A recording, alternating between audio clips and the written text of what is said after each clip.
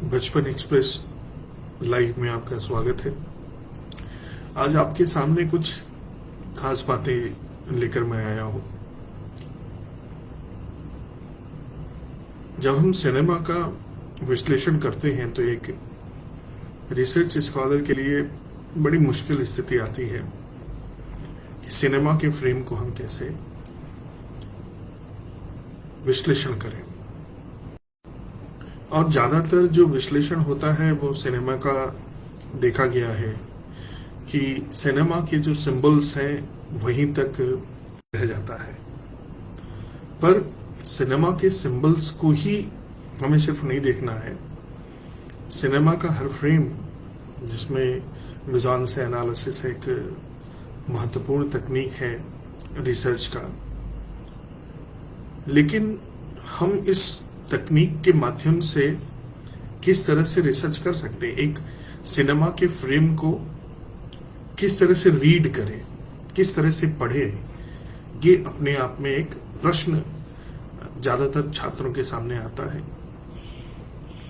और वो उन प्रश्नों का जवाब ढूंढते हैं और कई बार मिलता है, कई बार नहीं मिलता है। सिनेमा के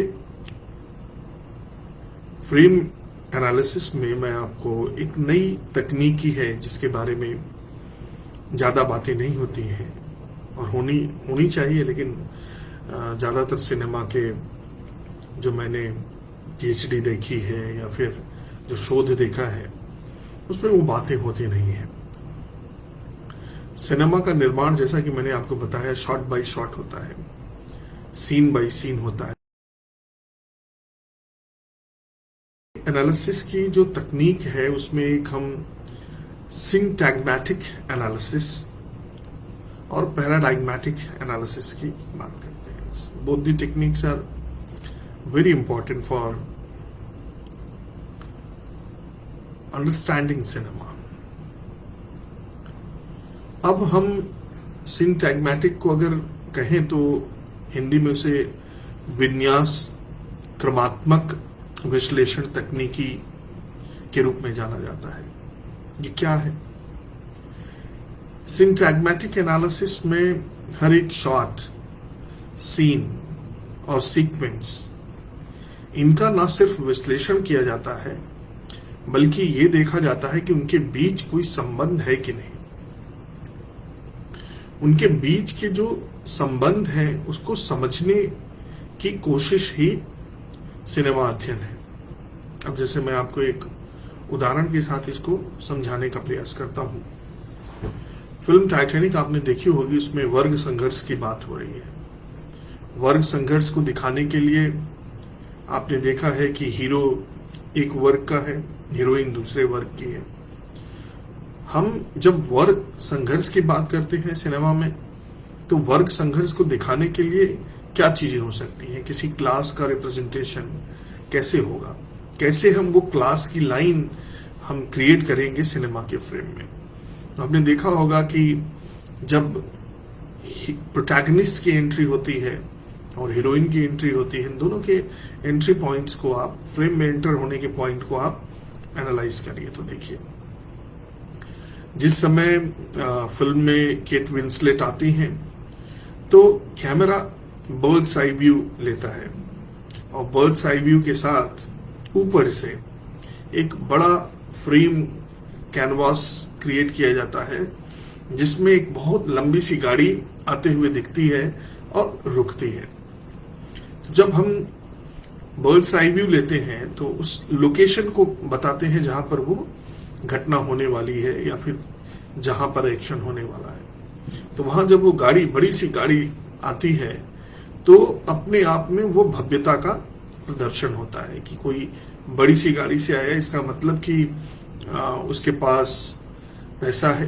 तो क्लास का जो कैटेगरी थी या क्लास को जो विभाजित किया था वो आपके वेल्थ या धन या पैसा, इससे विभाजित किया, तो वो बड़ी गाड़ी आती है। फिर उसके बाद जब कैमरा कट करता है तो कैमरा कट करके सामने की ओर आता है और फिर उसके बाद पूरा आपको प्रोफाइल दिखता है, टिल डाउन से टिल्ट अप होता है तो पूरी प्रोफाइल सामने से केट विंसलेट की दिखाई जाती है, जिसमें आपने देखा कि कैमरा क्लोज शॉट काटता है तो ग्लव्स दिखाया जाता है। इसके बाद कैमरा ऊपर से आपको फिर से जाता है तो आपको उनके हेड को, आप हेड देखते हैं, उनकी टोपी दिखाई देती है। फिर उसके बाद पूरे कंप्लीट अटायर, जो पूरा कंप्लीट उनकी ड्रेस थी केट विंसलेट की, वो पूरी ड्रेस आपको टिल्ट अप के माध्यम से आप देखेंगे। जब कई बार हम पूछते हैं कि कैमरा में टिल्ट का क्या रोल है, जब टिल्ट अप करते हैं, टिल्ट डाउन करते हैं, तो ये किस तरह से इस्तेमाल होता है। तो हमने देखा कि यहाँ पर उस नायिका की खूबसूरती और साथ ही साथ उसके पूरा जो पूरा वो है उसको बताने के लिए वो आपका आता है। तो ये एक तरह से आप ये मान के चलिए कि केट विंसलेट का जो प्रोफाइल शॉट है, वो प्रोफाइल शॉट आपको दिखाता है कि वो कितनी धनी है, और साथ ही साथ जब वो टिल्ट अप होता है, कैमरा का जो टेक्निक है जिसके बारे में मैंने आपको बताया, कई बार हमको ये ध्यान देना होगा। हम एक विजुअल एनालिसिस की बात कर रहे हैं। विजुअल एनालिसिस में एक शॉट 2 सेकेंड का भी हो सकता है, एक शॉट 20 सेकेंड का भी हो सकता है, 2 मिनट का भी हो सकता है, 5 मिनट का भी हो सकता है। एक रिसर्चर के रूप में आपको जब तुलनात्मक अध्ययन करना है तो आपको यह भी देखना होगा कि एक शॉट जो 5 सेकेंड का है, 10 सेकेंड का है, उसका कैसे इस्तेमाल किया गया है, और एक शॉट जो 40 सेकेंड का है या 1 मिनट का है या 2 मिनट का है, कैसे इस्तेमाल किया गया है। तो सिंपल शॉट और कॉम्प्लेक्स शॉट की बात करें तो अगर हम केट विंसलेट के उस शॉट की बात करते हैं तो वो एक कॉम्प्लेक्स शॉट है, जहां पे कट से शुरू होता है, कैमरा कट करता है और उसके फ्रंटल पे आता है, और साथ में हमको आई लेवल पे पहले कैमरा जाता है।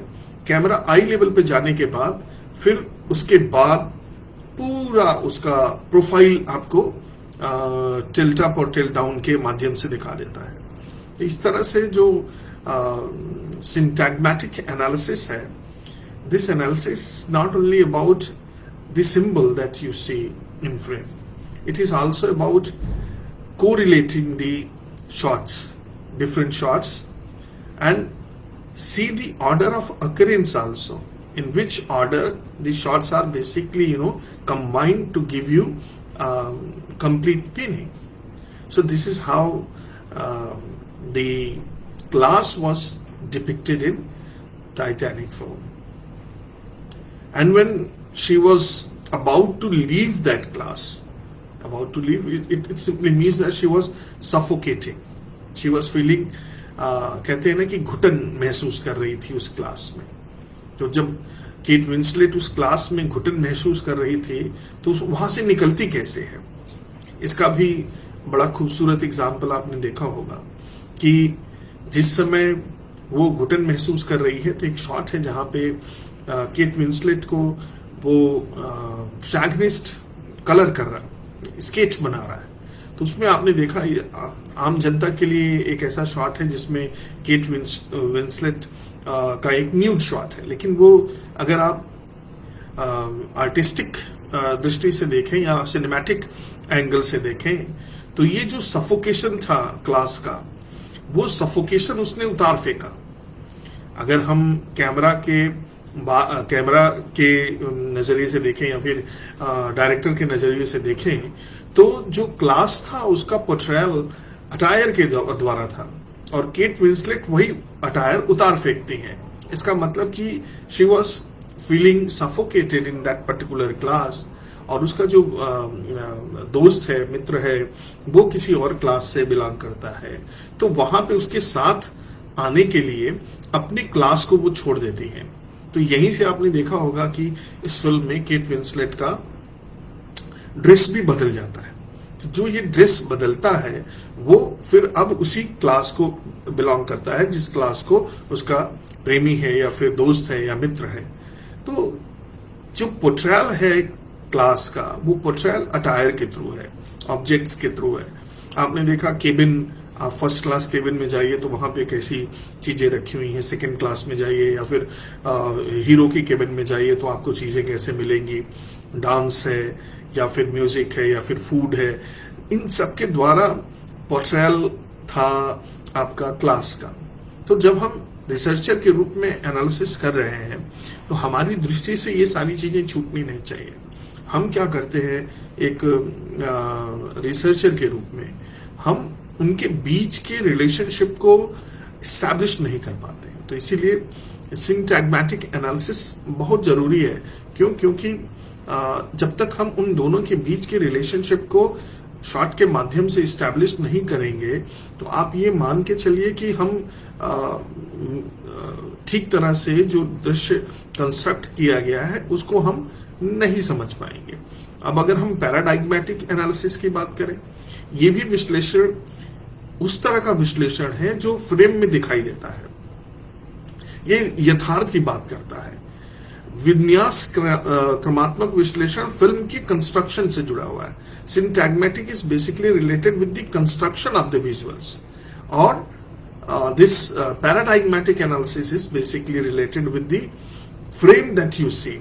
Whatever frame you see, that is the paradigmatic analysis. वहां पे रिलेशन की बात नहीं होती। आपने क्लोज शॉट देखा तो ये एक पैराडाइग्मेटिक एनालिसिस है। आपने क्लोज शॉट के बाद एक मिड क्लोजअप देखा, मिड क्लोजअप के बाद आपने मिड शॉट देखा, तो ये सारे all these are basically part of paradigmatic analysis. What is there visible in the frame, that is paradigmatic, and the relationship is syntagmatic analysis.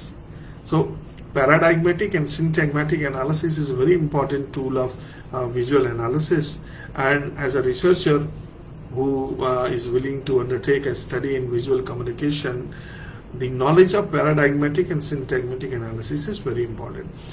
Now we know that we generally take help of mise-en-scène analysis or semiotics, लेकिन आपको जो महत्वपूर्ण मदद इन दो तकनीक के माध्यम से मिलेगी या इन दो टूल्स के माध्यम से मिलेगी, वो आपको अन्य में कहीं नहीं मिलेगा। हम बाकी में सिंबल की बात करते हैं, लेकिन यहाँ पे सिंबल की रिलेशनशिप की बात करते हैं। अगर आप याद करिए, एडिटिंग की थीरीज को याद करिए, तो बहुत बड़े एडिटर थे और फिल्म मेकर थे और फिल्म थिंकर थे, पुदोवकिन और आइजैक आइंस्टाइन। इन लोगों ने जब सोवियत मोन्टाज की बात हो या फिर पैरेलल एडिटिंग की बात हो,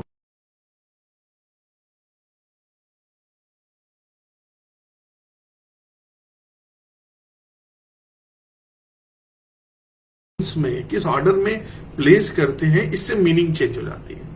तो ये बड़ा कमाल का था। जैसे हम ये समझते हैं कि एक्टिंग इम्पोर्टेंट है, हम ये समझते हैं कि कैमरा इम्पोर्टेंट है, हम ये समझते हैं कि कैमरे के फ्रेम में जो ब्यूटी दिख रही है वो इम्पोर्टेंट है, लेकिन ये इन रशियन फिल्म मेकर्स ने बताया नहीं, सबसे ज्यादा महत्वपूर्ण एडिटिंग है, जिसमें हम उनको टेबल पे ले जाके जो मतलब क्रिएट करना चाहते हैं, मीनिंग क्रिएट करना चाहते हैं, सिर्फ शॉट के आगे पीछे करने से हम उसको बदल सकते हैं। इसका एक छोटा सा एग्जांपल मैं देके ये वीडियो खत्म करूंगा, इसके बाद हम फिर दूसरे वीडियो में आपसे मिलेंगे।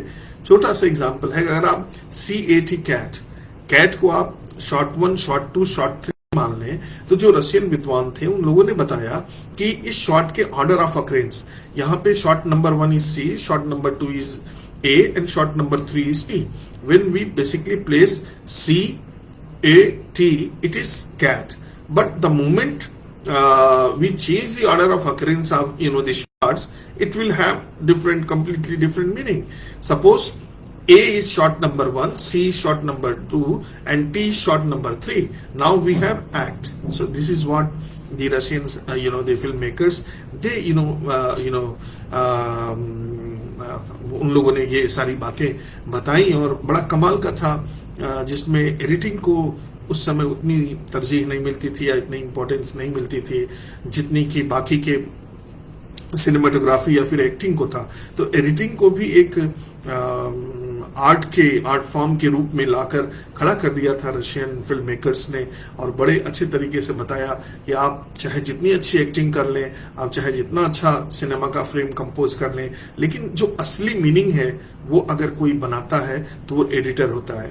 एडिटर आपकी फिल्म की मीनिंग को कंस्ट्रक्ट कर सकता है और डिस्ट्रक्ट भी कर सकता है। अगर एडिटर अच्छा है तो वो आप जो डायरेक्टर कहना चाहता है वो डायरेक्टर की बात को वो समझकर उसी तरह से प्लेस करेगा। लेकिन अगर डायरेक्टर और एडिटर के बीच बन नहीं रही है, या फिर डायरेक्टर का विजन एडिटर नहीं समझ पा रहा है, तो एडिटर आपकी फिल्म को बर्बाद कर सकता है। इसीलिए कहा गया, जब ये इस स्कूल की बात होती है तो पुदोवकिन हो या आइजैक आइंस्टाइन हो, ये लोग जो है ज्यादा महत्व शॉट के प्लेसमेंट पे डालते थे। तो अगर आप अपनी फिल्म को देखना चाहते हैं तो फिल्म को स्टडी करने के लिए, पढ़ने के लिए अलग अलग इज्म है, जैसे एक्सप्रेशनिज्म है, रियलिज्म है, नियो रियलिज्म है, ऑथियर है, फिल्म नुआर है। तो ये जितने न्यू वेव है, ये जितने इज्म है या जितने थ्योरेटिकल कॉन्सेप्ट्स आपके सामने फिल्म के दिए गए हैं, अगर हम उनको देखें और उनकी मदद लें तो हमारा रिसर्च और बेहतर हो सकता है। जैसा कि मैंने आपको बताया कि हम सिंपल कंस्ट्रक्शन पे जाते हैं तो हमें वो बातें नहीं पता चलेगी जब हम उस कंस्ट्रक्शन को या उस कंस्ट्रक्शन का अरेंजमेंट बदल देते हैं। अब CAT, शॉर्ट 1, शॉर्ट 2, शॉर्ट 3 को जैसे ही हमने ACT में बदल दिया तो एक्ट आ गया, तो कैट एक्ट हो गया। तो ये बातें हमें रशियन फिल्म मेकर्स ने बताई थी, और ये बड़े महत्वपूर्ण बातें हैं सिनेमा के लिहाज से, सिनेमा के रिसर्च स्कॉलर होने के नाते। तो आप सिनेमा को पूर्णता में देखने का प्रयास करिए। पूर्णता का मतलब यह है कि सिनेमा में जो फ्रेम दिख रहा है वहां से मीनिंग ड्रॉ करने की जरूरत नहीं है। जो फ्रेम आप, जब फ्रेम दर फ्रेम आप उसको लगाते हैं और किस ऑर्डर में लगाते हैं, वहां पर मीनिंग असली कंस्ट्रक्ट होती है। तो असली मीनिंग को कंस्ट्रक्ट करने के लिए आपको सिंटैग्मेटिक एनालिसिस और पैराडाइग्मेटिक एनालिसिस का सहारा लेना पड़ेगा, और इसके बाद आप अपने रिसर्च को जिस भी दिशा में लेकर जाना चाहें उस दिशा में लेके जाएंगे। हम विजुअल कम्युनिकेशन, विजुअल रिसर्च के बारे में और बातें करेंगे। फिर मिलेंगे आपसे इसी फोरम पे। आशा करते हैं कि आपसे जल्दी मुलाकात होगी। नमस्कार।